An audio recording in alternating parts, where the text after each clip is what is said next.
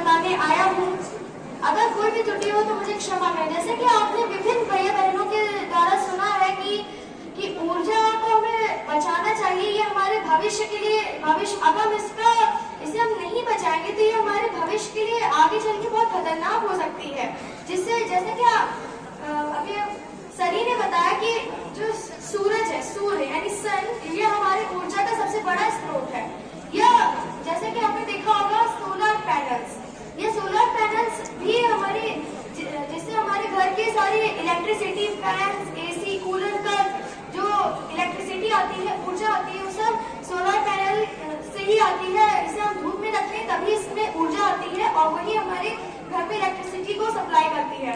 तो इससे क्या होता है, हमें अगर हम इसे नहीं बचाएंगे तो आगे चल के हमें खुद दिक्कत होगी। इससे हमें अपने पर्यावरण में भी दिक्कत हो सकती है। ऊर्जा आजकल कहाँ नहीं है, हमारे मोबाइल फोन में भी है, हमारे कहाँ, आपने विभिन्न भैया बहनों के मुंह से सुना है।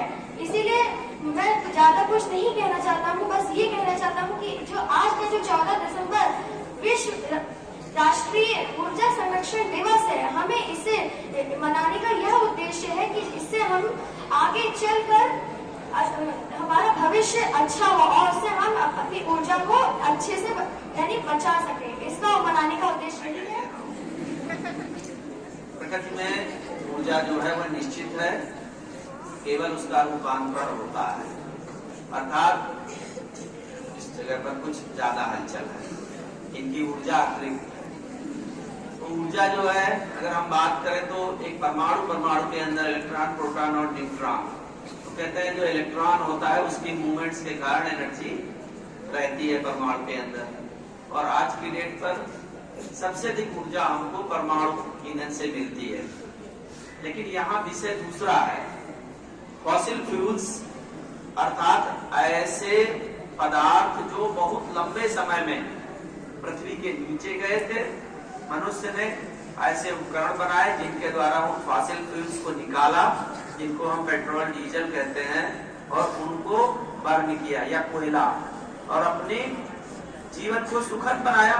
तो जीवन का सुखमय होना तो बहुत जरूरी है, यातायात के साधन है, ट्रांसपोर्ट है, व्हीकल्स में सामान ढोने के लिए, परंतु उसका अपव्यय हो रहा है। तो आप सभी के बीच में इसके चर्चा का मुख्य उद्देश्य जो शासन की दृष्टिकोण से है कि ये है कि हम अपने जीवन के किसी भी स्तर पर, जहां कहीं भी हम फॉसिल फ्यूल या परमाणु ईंधन से जो भी हमको इलेक्ट्रिसिटी मिलती है उसको हम बचाएं। हम पैदा नहीं कर पा रहे हैं तो हम जो है उसको बचाएं। और वैकल्पिक साधन क्या है, तो कुछ भैयाओं ने बताया कि आज की डेट पर ऊर्जा का सबसे बड़ा स्रोत सूर्य है। तो निकट भविष्य में सरकारें भी और हमको भी अपने घर परिवार में अपने अभिभावक को भी प्रेरित करें कि वह सोलर सिस्टम की ओर जाएं, क्योंकि ऊर्जा जो है वह फॉसिल फ्यूल, सोलर और विंड, सोलर और विंड और वाटर माने पानी से ऊर्जा मिलती है, फॉसिल फ्यूल से मिलती है, नाभिकीय ऊर्जा है और सौर ऊर्जा। उनमें से सबसे सस्ती ऊर्जा है सौर ऊर्जा, जो हमें सूरज से मिलती है।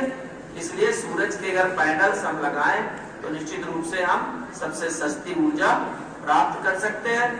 सोलर पैनल्स के प्रति हमारा रवैया अच्छा होना चाहिए। कहीं पर भी अगर लगे हैं तो सबसे महत्वपूर्ण है कि हम अपने व्यवहार में नियंत्रण रखें और उनको नुकसान पहुंचाने से बचें। सरकार द्वारा अगर कहीं ये फैसिलिटी उपलब्ध कराई गई तो उसका हम संरक्षण करें। एक सोलर पैनल का संरक्षण ऊर्जा का संरक्षण ही है। साथ में जो हमारे वाहन है उनको हम नियंत्रित गति में चलाएं। नियंत्रित गति का मतलब कंपनी द्वारा रिकमेंडेड स्पीड, जैसे मोटरसाइकिल है तो 45 से 50 की स्पीड में ही चलाने से मोटरसाइकिल बहुत अच्छा एवरेज देती है।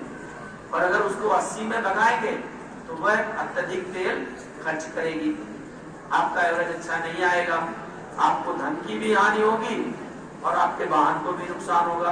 तो हमको नियंत्रित गति में चलाना चाहिए। ऊर्जा संरक्षण पर आज इतना ही मैं कह सकूंगा, शेष कल के कार्यक्रम में देखा जाएगा। जय हिंद, जय भारत।